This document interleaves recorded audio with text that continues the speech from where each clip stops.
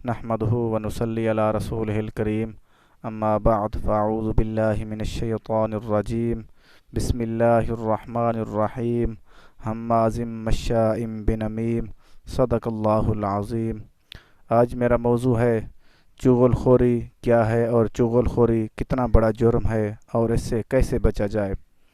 سب سے پہلے اللہ پاک نے ارشاد فرمایا سورۃ قلم آیت نمبر 11 پارہ نمبر 29، اللہ پاک نے ارشاد فرمایا ہماز مشاء بنمیم، سامنے بہت تانے دینے والا، چغلی کے ساتھ ادھر ادھر بہت پھرنے والا۔ یہ عادت تھی ولید بن مغیرہ کی، اس کے بارے میں ولید بن مغیرہ کے بارے میں آیت مبارکہ نازل ہوئی۔ اس کی یہ عادت تھی کیونکہ وہ چغلیاں کرتا تھا۔ سب سے پہلے یہ جاننا ہوگا چغلی کا مطلب کیا ہے۔ چغلی کا مطلب یہ ہے کہ ایک برائی دوسرے کو جا کر کرنا، تیرے بارے میں یہ بات کر رہا تھا اور اس کو جا کے کہنا کہ تیرے بارے میں یہ بات کر رہا تھا۔ اس کو کہتے ہیں چغل خور، کہتے ہیں دو منہ والا۔ کسی کو جا کے اس کی برائی بیان کرنا اور اس کو جا کے اس کے بارے میں کہنا کہ فلاں تیرے بارے میں یہ بات کر رہا تھا، ایسی باتیں کرنا تاکہ ان کی آپس میں لڑائی ہو۔ کہ ایک حدیث مبارکہ عرض کرنا چاہوں گا، حضرت حذیفہ رضی اللہ عنہ فرماتے ہیں کہ حضور پاک صلی اللہ علیہ وسلم نے ارشاد فرمایا اور میں نے سنا، لا يدخل الجنت نمام، اللہ کے نبی نے فرمایا چغل خور جنت میں نہیں داخل ہوگا۔ یہ مسلم شریف کی حدیث ہے، کتاب الایمان حدیث نمبر 105۔ ایک اور حدیث مبارکہ عرض کرنا چاہوں گا کہ سرکار دو عالم صلی اللہ علیہ وسلم نے ارشاد فرمایا لا يدخل الجنت قطات، بخاری شریف کی حدیث ہے، کتاب الادب حدیث نمبر 6056۔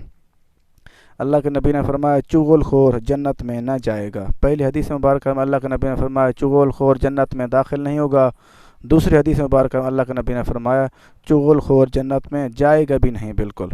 ایک اور حدیث مبارکہ حضرت عبد الرحمن بن غنم اشعری رضی اللہ عنہ روایت فرماتے ہیں کہ حضور اقدس صلی اللہ علیہ وسلم نے ارشاد فرمایا اللہ تعالیٰ کے بہترین بندے وہ ہیں کہ جب ان کو دیکھا جائے تو اللہ تعالیٰ یاد آ جائے۔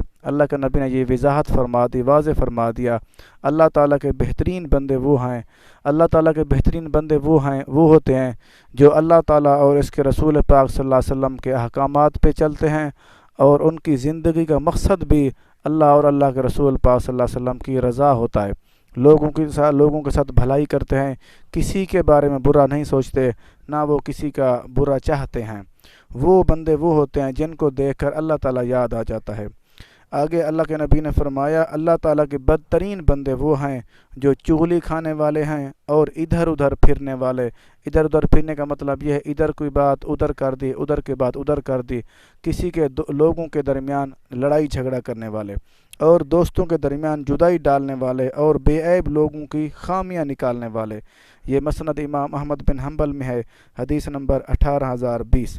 ایک اور حدیث مبارکہ عرض کرنا چاہوں گا کہ امام بخاری رحمۃ اللہ علیہ حدیث مبارکہ لکھتے ہیں کہ سرکار دو عالم صلی اللہ علیہ وسلم نے ارشاد فرمایا اللہ تعالیٰ کے نزدیک سب سے شریر آدمی وہ ہے جو دو منہ والا ہو۔ ایک شخص کے بارے میں جاتا ہے اور منہ لے کر جاتا ہے اور دوسرے آدمی کے پاس جاتا ہے تو اور منہ لے کر جاتا ہے، اس کو کہتا ہے اس نے تیرے بارے میں فلاں بات کی اور اس کو جا کے کہتا ہے اس نے فلاں نے تیرے بارے میں یہ بات کی، اور ان کے درمیان لڑائی کرا دیتا ہے، دو آدمیوں کے درمیان یا دو دوستوں کے درمیان۔ دیکھو کتنا بری عادت ہے اگر کسی انسان کسی اللہ کی مخلوق کے ساتھ کسی کو لڑائیاں جھگڑے کراتا رہے۔ ایک ہوتا ہے صلح کروانے والا، اللہ تعالیٰ اس سے بہت زیادہ خوش ہوتا ہے۔